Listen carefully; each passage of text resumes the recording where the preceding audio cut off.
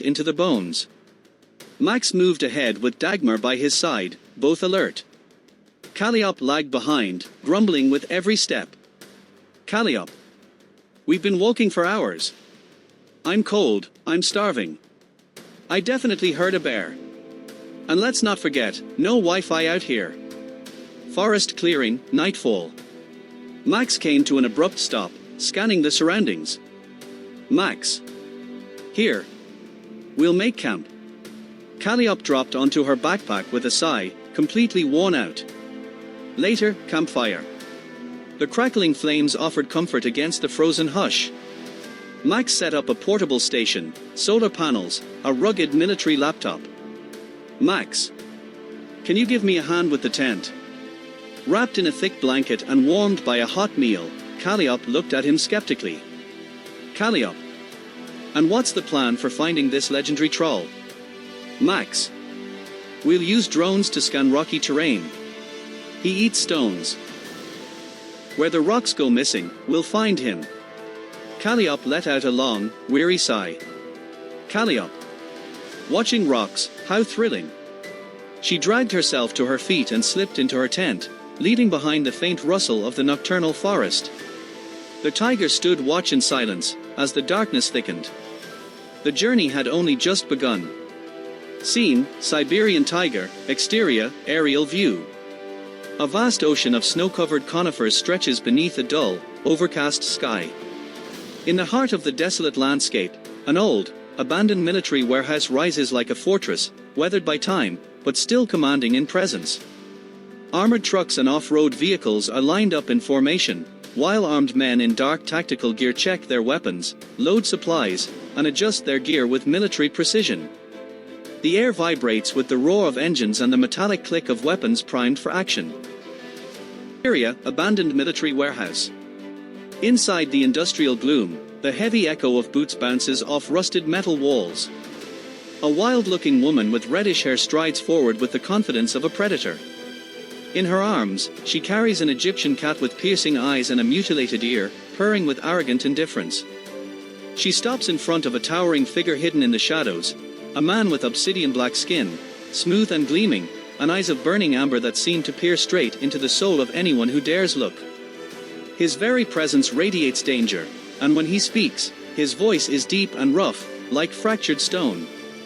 Woman, with a wicked grin. I can feel it, it's close. Soon, it'll be ours. Man, deep, skeptical voice. Are you sure, Lyra? We can't fail on a whim. Lyra, stroking the cat with unsettling gentleness. It's not a whim. It's a whisper, and it's calling me. Man. Then we hunt. But if anyone stands in our way... A fine crack forms slowly along his stone-like arm. They'll turn to dust. Lyra, eyes burning with ferocity. Just how I like it. The man gives a solemn nod, and the two turn toward the convoy waiting outside. With a gesture, the massive warehouse doors begin to open slowly, letting in the cold, pale light from outside. Engines roar with renewed fury, filling the air with a rising tension. The convoy rolls out, plunging into the frozen tiger. The distant echo of engines and the cold metallic clatter of weapons becomes the ominous prelude to an unrelenting hunt. The threat is in motion. And the ancient, silent tiger prepares to bear witness to what's coming. Stacked crates and a folding table where Max sat, focused on his rugged military laptop. Nearby, small solar panels caught pale flashes of morning sun. The crunch of snow mingled with the whisper of wind through the treetops, and somewhere in the distance, the cawing of crows echoed through the frozen air. Dagmar patrolled with purpose, his nose skimming the frost as if he could read the secrets buried in the tiger. Between towering, ice-covered trunks, Caliop paused, breath short from the cold. Her eyes swept over the imposing landscape, an endless sea of conifers, with clearings where orange sunlight turned the snow a shimmering gold. The air was pure, filled with the scent of pine resin and the echo of long-forgotten stories. Max, raising his voice without looking up. Caliop, come here. I want you to see this. Caliop, muttering as she approaches, resigned. Tell me this is worth it. We've been freezing out here for days, and I'm still living on military rations. Seriously, Max, I need a hot shower. She reached the table and glanced at the laptop screen. Live drone footage showed a lake surrounded by grey rocks, with patches of ice floating on its surface. Without lifting his gaze, Max handed her a tablet. Max, gesturing precisely. Look at this. On the tablet, the feed shifted to recordings from previous days. Max slid his finger across the screen, switching between images. Max, in a meticulous tone. Rock formations near the lake. Switches to the next. Here, rocks are missing from the shore. Another swipe. Now from the opposite side. One last image. Each day, more and more gone. Caliop, squinting. So this thing eats rocks. Max, with a faint smile, pleased by the confirmation. Looks like it likes this spot. Before it picks a new buffet, let's go meet it. Get ready. Max typed with precision on the laptop.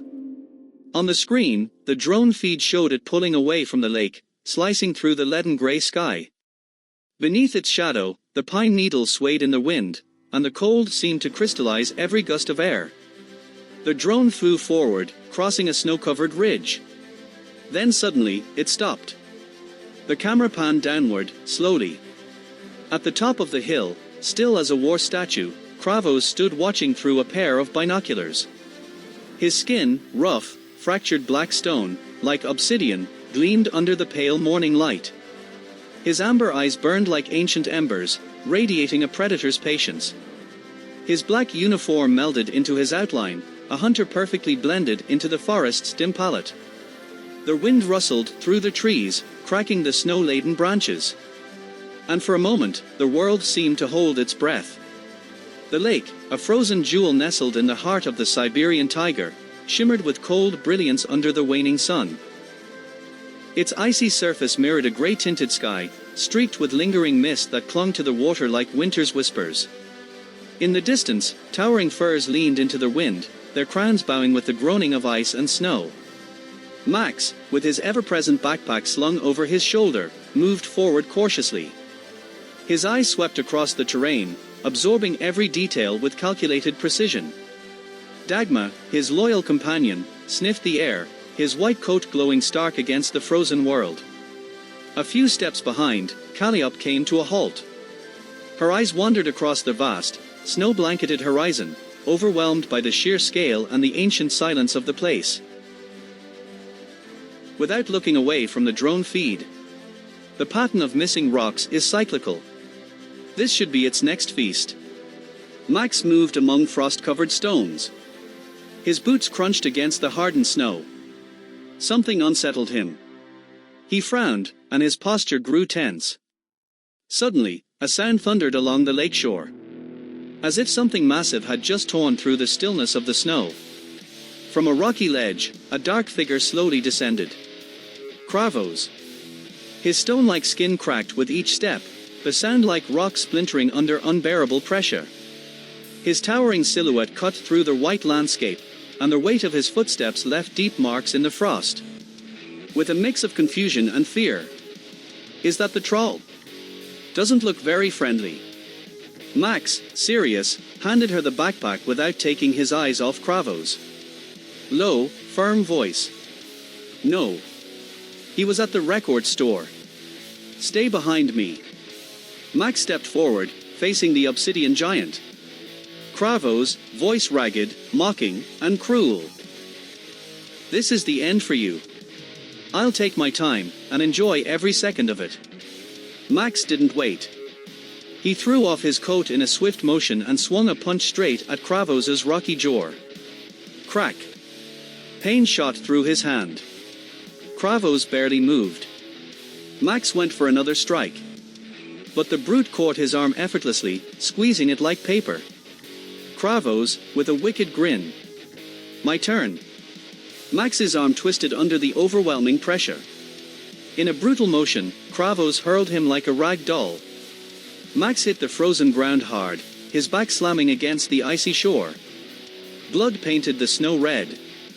Caliop choked back a scream. Kravos turned toward her. Coldly.